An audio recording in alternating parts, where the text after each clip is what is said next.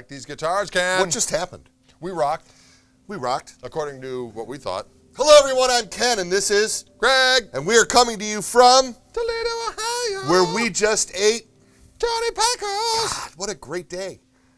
What a great day. It's a great day to be alive here in Toledo, Ohio. A second season of this Ken and Greg show has come up. We had some requests for some guitars that didn't make the first round. And here we are. Let's you know, Mr. Vito was in the house earlier today. A magnificent We specimen. discussed these awesome Soulshakers. And I bet from where you're sitting, if you look right over here, you can see Rick and I talking about it. Yeah, it's right down in the integrals. It might be down there. Not sure which. But check it out. This is a beautiful carina-bodied beast with this awesome pearl top. This is the black pearl version, of which I believe you own one. Indeed. And yes, the Reverend dialed in Bigsby, as we've already discussed. The Alnico humbuckers, very stripped down guitar from Mr. Vito, who has done a lot of very fancy things with us. Of course, the look is very, very fancy. But the electronics are a couple of Alnico humbuckers with a volume and a tone and a three-way switch. And away you Just go. ready to go. Note this custom binding, though. I always have to talk about the custom binding. They glue layers of black and white plastic together, and they cut through them vertically to make this Like beautiful a knife binding. through Kringle. Oh, like a knife through Kringle. Comes from the state of Washington, up there in the Pacific Northwest. It's beautiful. And we have that binding custom made for this guitar, and this guitar only is the place where you will find that. And I dig it all. The Soulshaker. But what you hold in your hands, Yes. folks, is what I like to say is one of the most, if not the most original guitar in Joe Naylor's arsenal of fine Reverend weapons. It is the Club King 290. This particular version in this particular color is often used by one Mr. Andy Martin, who is a Andy Martin! good friend of the company, Pro Guitar Shop, Indeed. over at Reverb now. Reverb. Reverb. Etsy, they call it. That's right. That's And, where I got my hat. Yeah. See, we all tied it all together. We did. So the Club King came about from some thin line guitars in the Charger body style. We did a couple of thin line flat rocks. Maybe 15 years ago now. And Joe felt that something was missing. And then he started to have the internal conversation that Joe often has when he's designing guitars. And the idea of the thin line small body is interesting, but you're taking something away from the guitar when you're taking the wood out from around the bridge.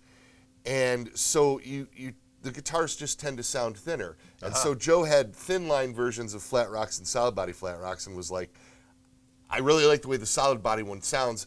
I want to hear that hollow body openness in the thin line, and I'm not hearing it. I'm hearing an okay sounding guitar, but I'm missing that big thing. So he decided with a bolt-on neck guitar to make a large bodied version, and but retain the 25.5-inch scale length on the bolt-on neck.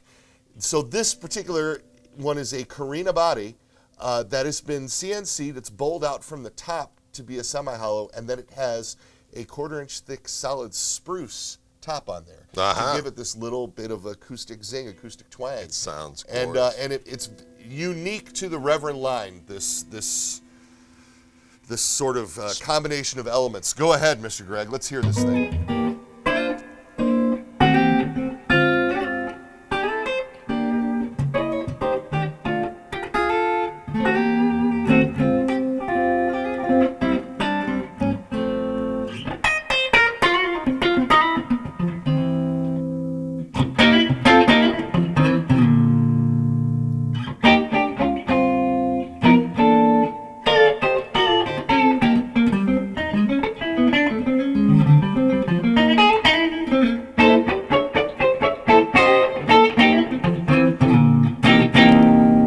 Awesome.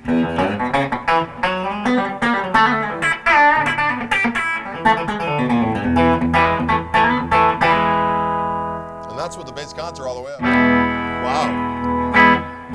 So it's got Girthsome Twang is what I like to call it. Girthsome Twang. Yeah. With P90s. Yeah. This is the guitar that brought Unknown Hinson on board. He had a Club King and a black Club King because he only knows how to play black guitars. That's all right. That's the only kind he ever learned. And He's in he League dug of the it. Bats. Yeah, he's into the bats. We're going to show off one of those even at some like point. Yeah, I can dig it too. And then, of course, that ended up spinning off into his own signature thing. So the Club King has been in the line for 14 years now, I'm thinking. It's been 13 or 14 years. The Reverend Club King available with P90s and Revtrons. Cool. Indeed. Soon to be Retro Blasts, but I didn't really say that. All right, fair enough. Yeah, I dig it. I know. I dig it too. What have we done here? Yeah, we talked about a couple more great guitars. Which are conducive to stoking guitar lust, but also not making people be bereft with guilt because they are affordable, especially in the grand scheme of what passes for guitar pornography these days. I like to say that we compete with guitars that cost 2 or 3 times what ours do. I think that is an That's our accurate plan. assessment. We never really set out to make affordable guitars necessarily. We just wanted to make the best guitars that we could within a certain price range. And it turns out that with a little bit of effort, you can kick some serious butt. You can kick some butt. Let's take this thing out of here. We're out.